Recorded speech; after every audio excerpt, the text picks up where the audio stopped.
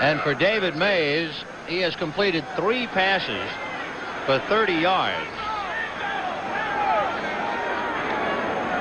3rd and 6 from the 23. And it's caught by Greg Pruitt. He took it away from Isaiah Robertson. Great catch. That's what you call a judgment catch. Well, he can do everything. Now let's watch this. This is a judgment catch because both players had an opportunity to get it.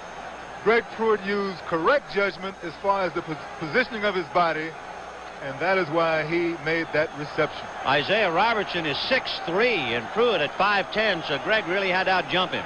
1st and 10 from the 34. Greg Pruitt is called and dragged down by Isaiah Robertson, who no doubt has something to say to him. Oh, yes. Isaiah is going to come back and let you know that he didn't like what happened before.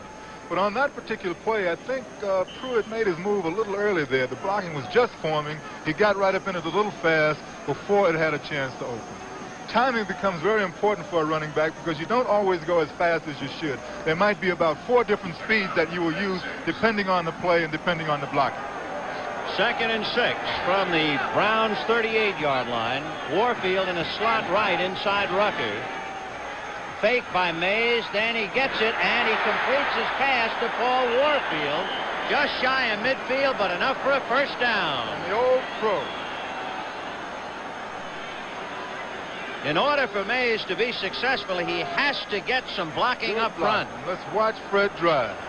One of the best in the league. Very agile, slim hips, jumps up, and that's what you call a nice little leg whip. By Doug Deacon. That leg whip is when you're on the ground, the man goes up, you swing the feet around, and you actually trip him. That Deacon was a remarkable athlete. At Illinois, he was a tight end. Now offensive tackle. Mays down the left side, high, and got his man. And a ball is loose. I believe the Rams have recovered. The whistle probably blew. Let's see. The Rams saying they had it. Nope. Reggie Rucker was the one who caught the pass and apparently has coughed it up to the Los Angeles Rams. A little questionable. And so the Browns are frustrated. The Rams are delighted and leading 9-0. Inside this new Firestone radial tire is an improved steel cord with 5 million miles of developmental testing. Where once we used 5 strands, we now use 10 strands of steel. 7 around 2, wrapped by 1. A cord construction so important, Firestone named the tire for it. 7, 2, 1. The new steel-belted radial 721. Now, from Firestone. Are you still chained to?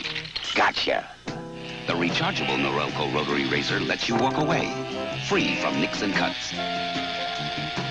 Its 36 surgical steel rotary razor blades are safely protected inside 3 floating heads to give you a comfortable shave that's razor close, razor smooth, for up to 3 weeks on a single charge. The rechargeable Norelco rotary razor. It lets you walk away from gotcha. An all-star cast in swashbuckling adventure in The Four Musketeers. A television premiere on the CBS Friday night movies at 9, 8 Central and Mountain Time. So the fumbles have canceled out. Billy Waddy fumbled. Cleveland recovered on the Browns' 19. And now Reggie Rucker fumbles after completing a pass. The Rams recover on their own 34. The weather is starting to show up in this game because that ball is now being moved around on the ground. 1st and 10 on the 34 for the Rams. They're leading 9-0. And it's McCutcheon trying to go outside. And he's successful in getting across the 40-yard line to about the 41.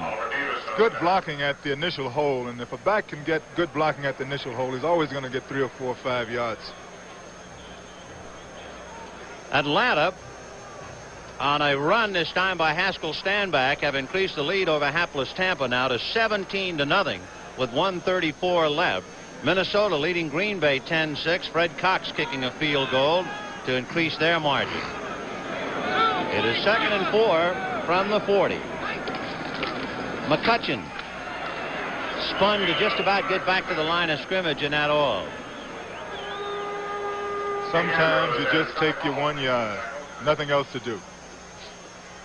On an 11-yard run by Carl Wilson, Houston has opened the gap to 14-0 over Kansas City with 14 minutes left to go in the second quarter. So the Rams, after recovering the fumble on the 34, have moved it to the 41. It's 3rd and 3. Jackson is left and Waddy right. And almost got him, and there's a flag on the play. Hayden throwing to Waddy, who juggled and dropped it as he was hit at the last moment by Ron Bolden. But from the looks of things, Cleveland, over anxious, might very well have jumped off. And they're always over anxious on 3rd down. That's a sign of an inexperienced team or a young team or a team that hasn't been coached too well. Yeah, that's right. It opens up all kinds of questions. All kinds of questions. I mean, you got to be fair. Key situations, you cannot make mental errors, and those are mental errors. However, in this particular instance, we had offsetting penalties. Luckily. McCutcheon was guilty of holding. Joe Jones was offside, encroachment. So it is still 3rd and 3 from the 41. Probably be Hayden with some type of rollout option, run or pass, would be my decision in this situation. He has Freeman Johns in the game for the first time, wide left. And he's throwing intended for Terry Nelson, broken up by Tony Peters. Good defensive play. Good defensive play. Terry Nelson has that one. You'll see that Nelson has it, but it's knocked out of his arms by Feature. It's what you call stripping the receiver. When you strip the arms down. So Glenn Walker will be asked to kick from his own 30-yard line. Rollie Woolsey all alone on the Cleveland 20-yard line.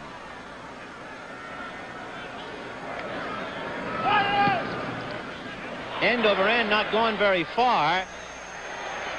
And the bounce goes deeper into Cleveland territory, and the Rams let it roll, and a couple of guys get angry. And a couple of punches are thrown, and down they go. Well, as Jimmy mentioned a few moments ago, they're getting a little physical now with 4:52.